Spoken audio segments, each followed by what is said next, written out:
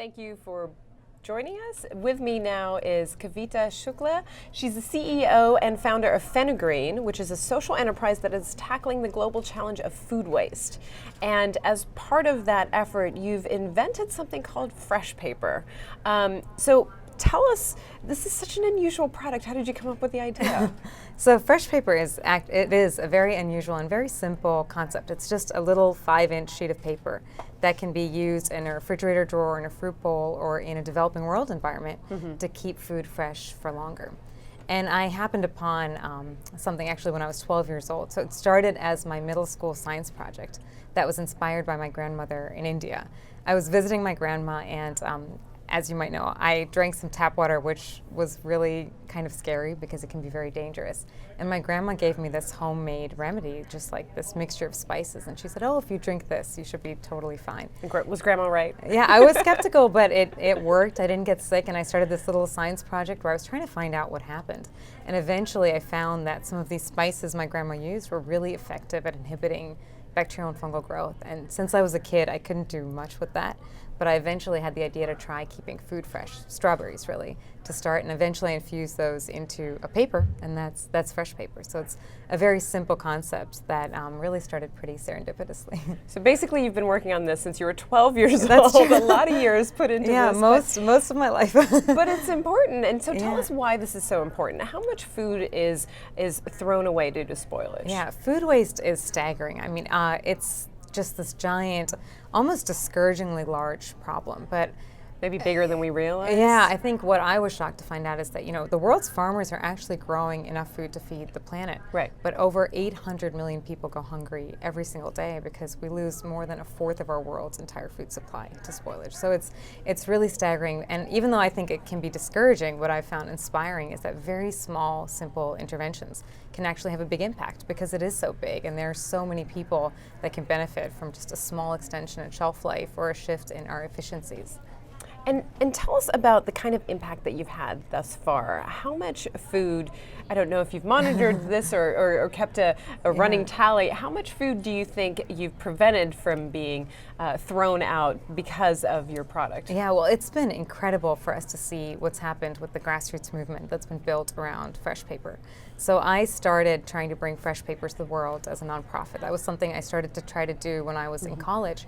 And for nearly a decade, I could not get this idea into the world. I faced obstacles at every step. I kept being told that I would need more money, more experience, a lot more to just have the infrastructure to get something like this to people that really have nothing, to people in villages in India and Africa.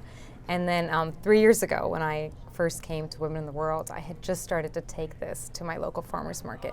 So I was handing out a couple hundred sheets over the weekend. And it wasn't a lot, but I could already see the transformative impacts it was having in my community. Having a couple hundred families being able to eat their entire CSA share, or to forward feeding their families fresh, healthy food, that was a big impact. And in the 3 years since, we've now gotten FreshPaper into the hands of farmers and families all over the globe. We're working with thousands of independent retailers and some of the largest retailers in the world, as well as starting to work with large-scale farmers, with NGOs. And most excitingly for me, we're finally getting it in the hands of people in the developing world. So I think it's been incredible, but I think it's shown me the power of how when a community gets behind an idea, it can really change everything. Yeah, so you were a previous recipient of the Toyota Mother of Invention, so congratulations again on that. But this has really helped your company grow.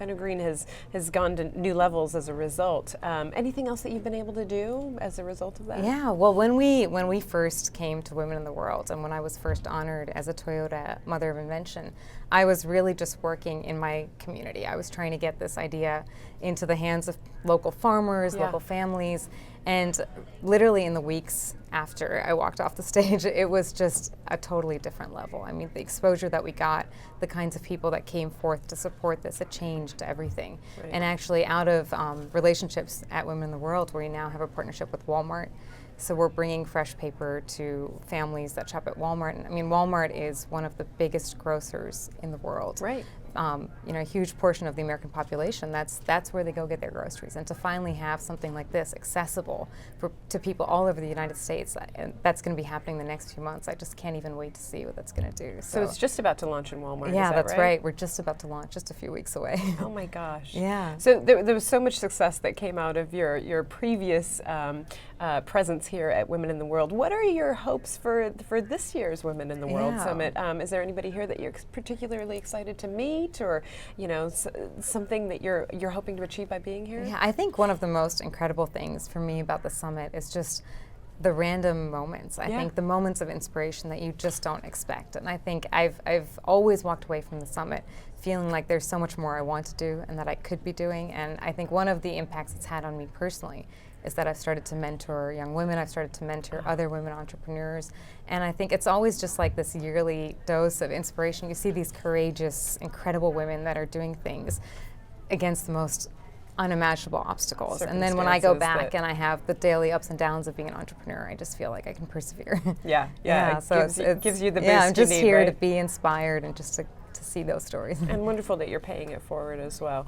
What are your future plans for Fenugreek? Because you mentioned that you're actually developing other products, correct? Yeah, so I never imagined that we would have the reach and the opportunities that we have today. And I think for me, FreshPaper was one of the hundreds of ideas that I've had ever since I was a kid. I was always tinkering. There were always these ideas that I had. And now that I've seen what's happened with FreshPaper, I feel like I have the opportunity to bring a lot of those other ideas to the world. And so one of the first things we've done is launched a product for breads and for baked goods and for grains. We're getting ready to launch a similar product for cheese and for flours, for meats and seafood. And then I have a few other ideas that I'm hoping to launch in the next year that are also really simple designs that can make it easier for people to live healthier lives. So I'm excited about that.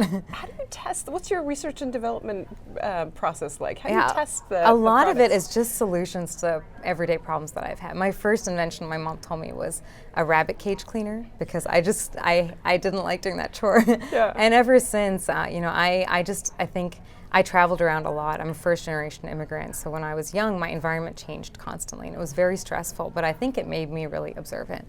And somehow, I think because I had parents that really encouraged that curiosity, it made me somebody that when I see a problem, I try to think of a way that maybe I can work around it.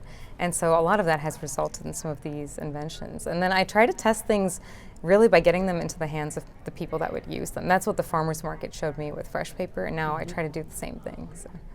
What does your family think about the success that you've had with FreshPaper, given that this kind of all originated from an incident that happened in India when you were 12 years old? What do they think? Yeah, well, I wish my grandmother was here to see a lot of this, but I know she's been a part of it. Yeah. And I think, for me, I'm a first-generation immigrant. It's so far beyond anything that I could have ever imagined.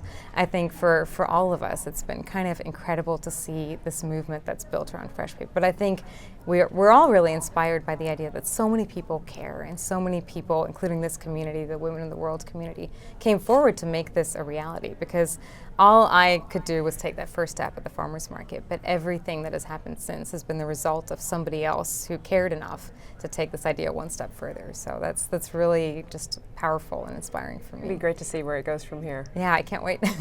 Thank you so much for being with us. Thank you, it was a pleasure.